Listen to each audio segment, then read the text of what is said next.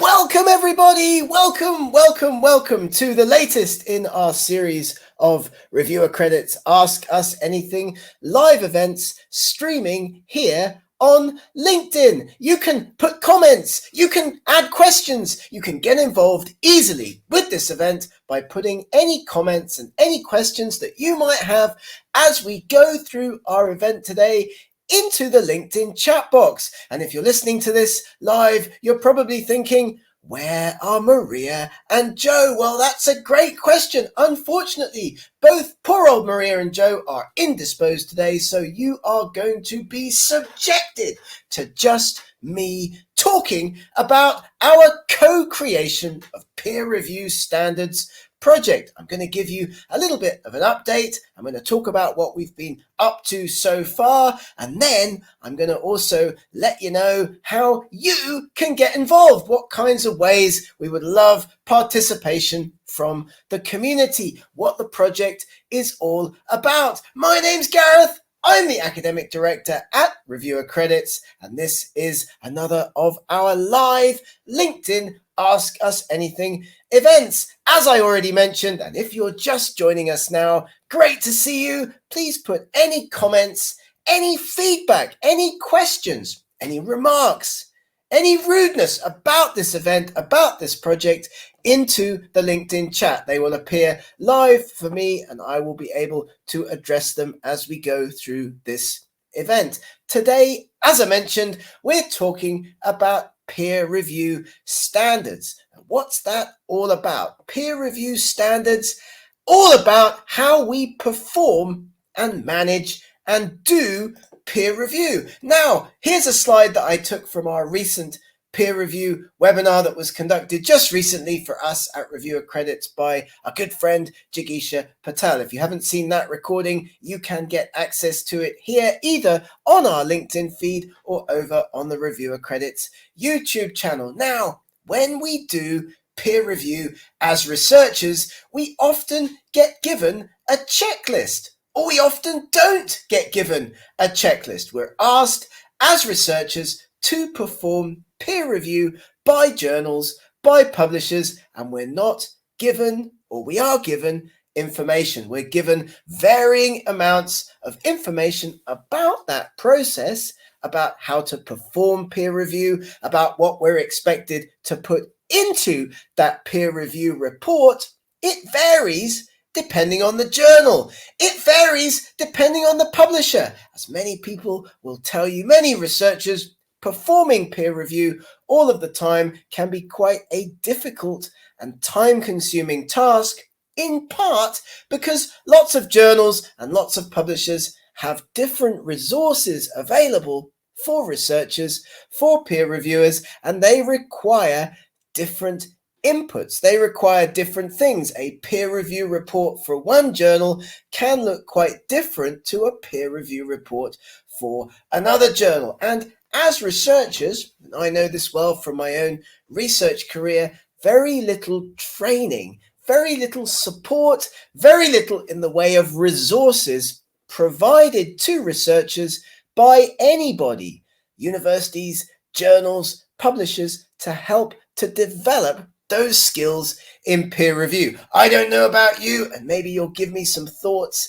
in the LinkedIn feed, maybe you'll give me some thoughts in the comments. I've done hundreds of peer reviews as a researcher over the years, but I never really received any training. I was more or less expected to learn on the job, to do it as I went along, with a little bit of feedback from those editors and so on, but very little in the way of overall structure to help with the peer review process. So that's what we're all about doing with this project. We've decided to go ahead and start collecting together in one place that I'll show you in a moment, all of those peer review resources that are out there in the world, online, in different languages, on different websites, in different pokey little corners of the internet. And this project, we've been doing it now for a month or two with Maria Machado, with my good friend Maria Machado, and with Joe Haverman from Access to Perspectives. We're bringing together community members from around all of the different places, stakeholders, partners, publishers, author services companies, researchers, to get a clear view, I think, really for the first time, about the overall shape, nature, and amount and content of resources for peer review that there are out there in the world. We're not the first to begin this process, certainly not, and there are some great examples of previous work in this area.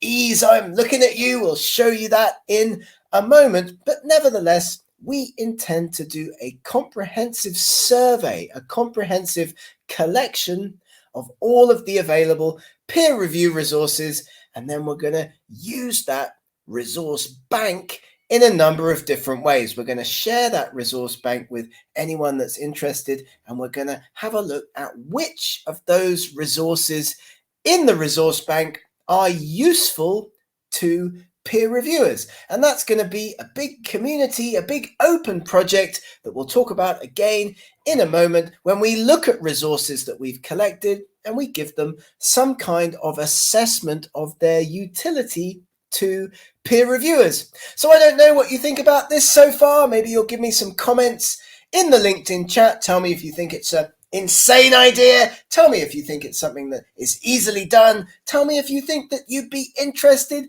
in getting involved, because that's what we'd really like to get out of this process, more of a community of colleagues interested in working to make peer review better and make peer review more effective as a learning experience, as a key transferable skill that researchers can develop as part of their career. Because, of course, as you know, many researchers do not continue in academic research after those early career stages, after their master's or their PhD or their first postdoc.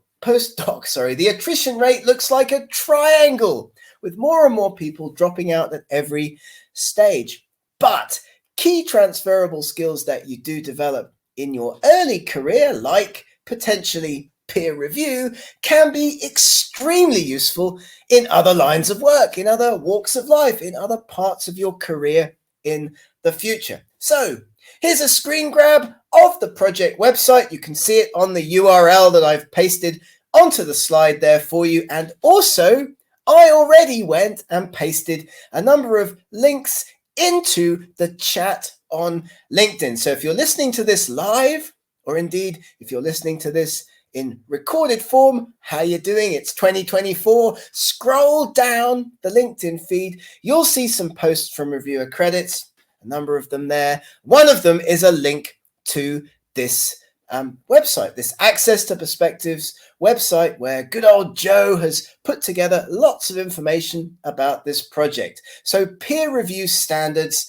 this is the crowdsourcing project that I've been ranting on about so far in this event. And this is what it is. It's a crowdsourced mapping of peer review resources for a global research community to be involved and informed and continue to co-create what we see as useful best practices and community standards. Joe puts it much better than I can, but that is the definition there on the website for what we're doing. We're building a database, bringing all of those peer review resources together in one single place that I'll show you in a moment. And then we're going to use them as a community to make peer review a better place. So there we go. That's the bones of the project. Perhaps you're interested in getting involved, and I see several people have already posted in the chat that they would love to get involved. That's fantastic. I'll show you exactly how to do that in a moment. But you're probably asking, well, this all sounds great, Gareth,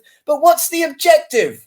What's the point? Well, that's a great question. And again, from the website, our central objective here is to establish guidance for comprehensive and efficient peer review, focusing on distilling peer review best practices from around the world. So, of course, you probably noticed that I'm a native English speaker, but as most journals and publishers will be well aware, many of their peer reviewers, if not most of their peer reviewers, will be, should be, could be from non-native speaking countries, because of course most of the research being published around the world is being written and published by non-native speakers. Of course it is. But are they being catered to? Are they being helped? Is a researcher sitting in Beijing receiving information that's helpful, that gives them guidance on performing peer review for an international journal in their native language? Well, at the moment, I don't think they really are. So that's part of this project. That's an important component. Best practices across world regions and, of course, across research fields. We're going to identify and promote resources that adhere to reasonable standards. And we aim, of course, to contribute to a culture of accountability and reproducibility, aligning with those fantastic principles that the open science community has brought to the forefront. At Reviewer Credits, at Access to Perspectives, we are big proponents, of course, of open science, access to data, access to information for all. So that's the objective of this project, and I hope it's starting to make sense.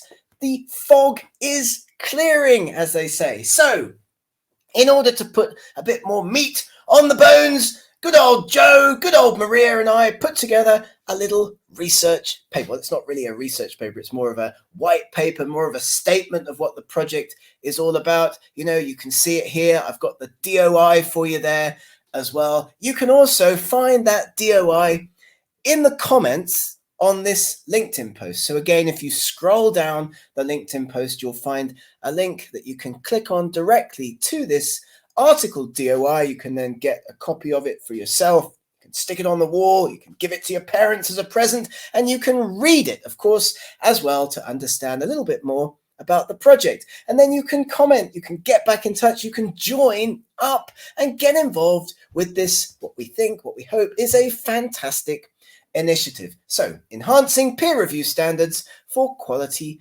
research publications is the title of the white paper. And what we've done so far is audit a number of websites, quite a lot of websites actually, owned by different publishers, owned by different author services companies, as we call them, the likes of Inago, Editage Cactus, MPS, AJE, and so on, to look to see what kind of content is already out there online in all those pokey little corners of the internet that's aimed at, targeted at, helping researchers understand the peer review process. And you won't be surprised to hear that initial results of this initial audit bring us to the conclusion that there are lots of different kinds of content, many different kinds of content, so many different kinds of content that we're now struggling to characterize and classify all of those different bits and pieces. Blogs, articles, training courses, videos, tutorials, web resources,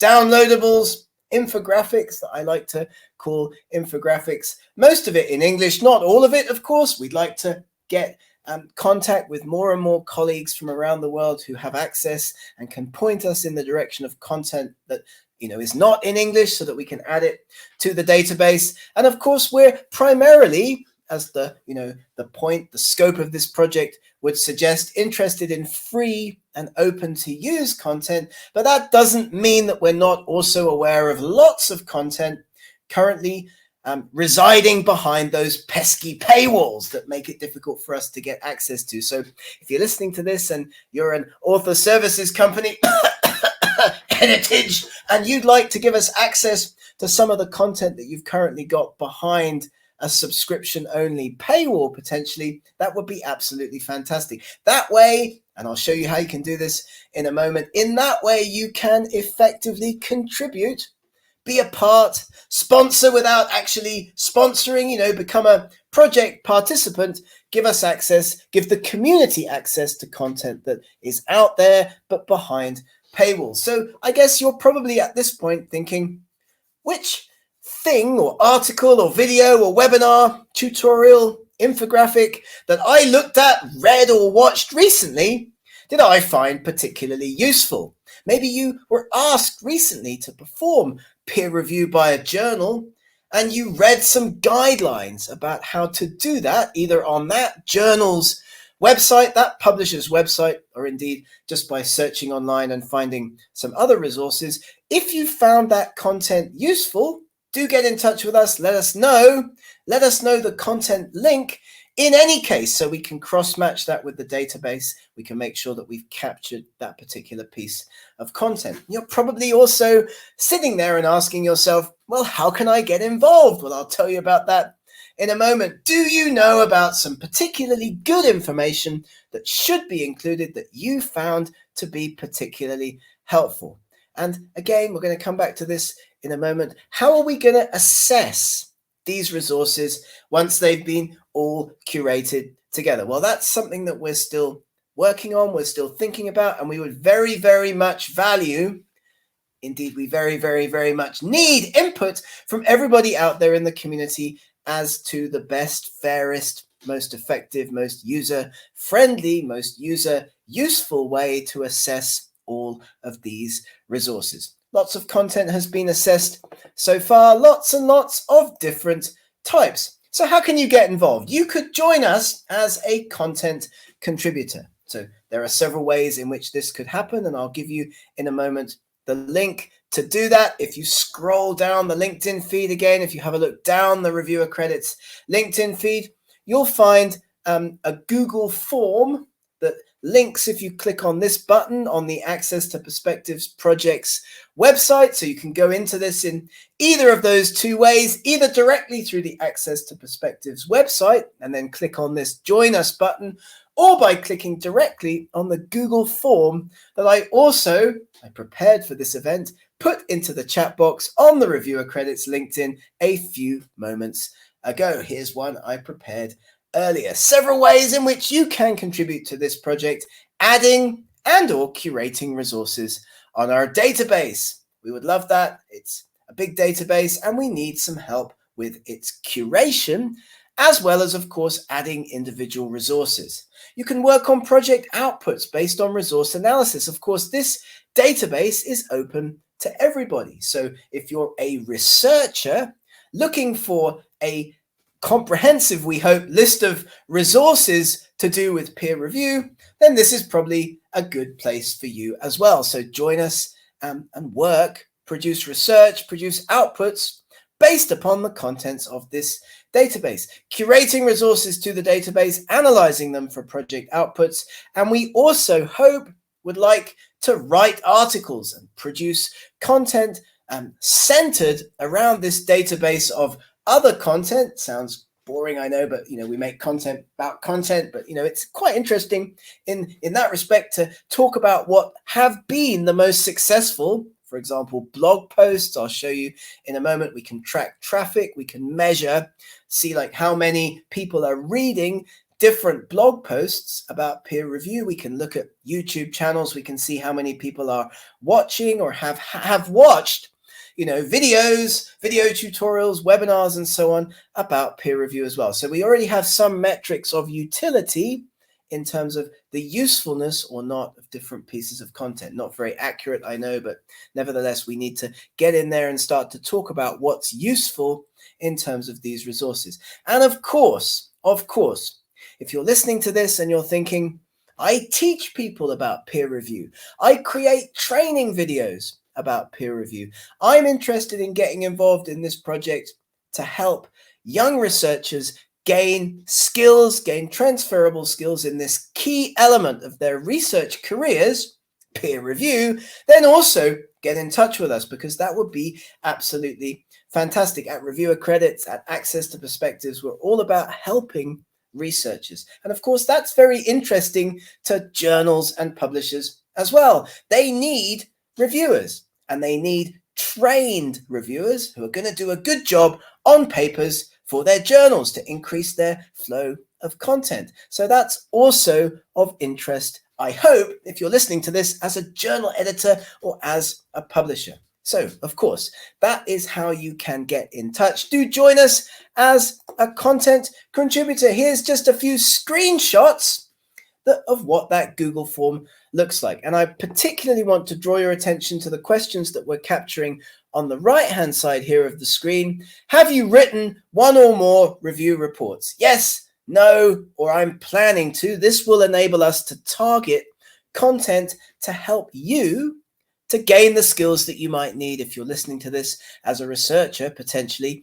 Gain the skills that you might need to develop your peer review expertise. And then, of course, there's another field. How would you like to be involved? You can tick all of those buttons if you like. Get involved in a variety of different ways. Absolutely fantastic. I hope that the project is taking shape in your mind. I hope that the project is now making sense and you're thinking, wow, this sounds useful. This sounds fantastic. This sounds like something I would like to get involved in, or indeed, I would like my organization to get involved in, because that's the other component of this project. We would love to have institutional backing, and indeed, you can do this. Scholarly organizations, scholarly services are invited, and you can click on this link as well. I didn't put this one into the LinkedIn chat, but you can get to it really easily by going to the Access to Perspectives website. Scholarly organizations and services invited to express their support and backing for this initiative to develop community-owned and community-sourced standards and best practices for peer review. So do have a look at that as well. If you're thinking, I'd like to get involved as an individual, I'd like to get involved as an institution, you have that fantastic opportunity, of course, at the moment. But you know, we're not alone. We're not alone by any means in this particular space. Simple searches, simple SEO, simple organic traffic analytics will lead you to 2 key websites. And I'm actually going to show you 3 key websites, but 2 key websites where already lots of resources and lots of information are present. One is the Taylor and Francis Author Services site shown here. We looked at this, we came through this, we looked at the content that's available on this site, auditing that, putting that into the overall database. This is a big one, lots of hits per day, lots of people interested in reading information on this site. But of course, it's not publisher agnostic, is it? It's a publisher website. And what we would be interested in having as a community, what we would be interested in doing as a community is creating resources that are independent of publishers. So helpful resources for reviewers, for researchers that sit in one place that anyone and everyone can access. The other site I want to highlight quickly in this short presentation today is, of course, the Wiley Author Services site, another big one, lots of traffic, lots of hits. In there, you can also get lots of information about peer review. It's been audited, we checked it, we put the content from this site now into our shared database for everybody to access. All of the URLs, of course, get retained, no problems there. Its source is still completely obvious, but nevertheless, drawing this information in to a centralized resource. And there is one last one, doesn't get a lot of traffic, but our good friends at EASE, the European Association of Science Editors. Absolutely fantastic. Here's their peer review toolkit. If you haven't seen it, I thoroughly recommend that you jump on over there and do take a look right now. It's a fantastic resource containing a number of infographics, downloadables, and other content around training for the peer review process. So again, all of this content coming together in one place, coming together in this community resource, which is growing and growing and growing. And we do hope that you will consider joining us. We do hope that you will get in touch with Joe, get in touch with Maria, get in touch with me, get in touch with any of the other project participants. The list is growing, and help us with this community-sourced open peer review project. It just remains for me to say a few things about reviewer credits. We are involved in reviewer identity. We are involved in helping publishers and journals to find reviewers. We also have a reward center where reviewers signed up on the Reviewer Credits platform can receive credits from participating journals and publishers, and then those credits can be used in the reward center to access services, some of the best, if not the best, services out there for researchers to help them with their article writing and publishing process. So join us. You can tap into a vast network of peer reviewers. You can be sure, as a journal, as a publisher, that reviewers signed up on reviewer credits are who they say they are. They've gone through a know your customer two-factor authentication process. They are definitely who they say they are. There's no bad actor issue. Reviewers get access to great journals that will help them to advance their careers. They're sure that the requests coming from publishers are not spam, and we all get those all of the time as well. They're sure that the email requests, the requests from publishers asking them to perform peer review are valid requests. So that's what Reviewer Credits is all about, helping journals and publishers access great peer reviewers fast and helping reviewers develop those transferable skills, often in early career, that stand them in such good stead in future life as they work and develop their ability to perform effective peer review. Have a look at our reward center if you have not already done so. Here it's possible for reviewers to redeem reviewer credits for services available for registered users. And this slide just summarizes some of our aims for the future, our work at Reviewer Credits as we move forward with this and other projects. And with that, I will say thank you very much for listening. Get well soon, Maria and Joe, and do get in touch with us. Anybody listening to this, anybody who would like to get involved in this open, crowdsourced initiative to collect together peer review resources, assess them, and make them outwardly available for anyone else in the community. Thank you so much for your time, and thank you so much for listening. Have a great rest of the day.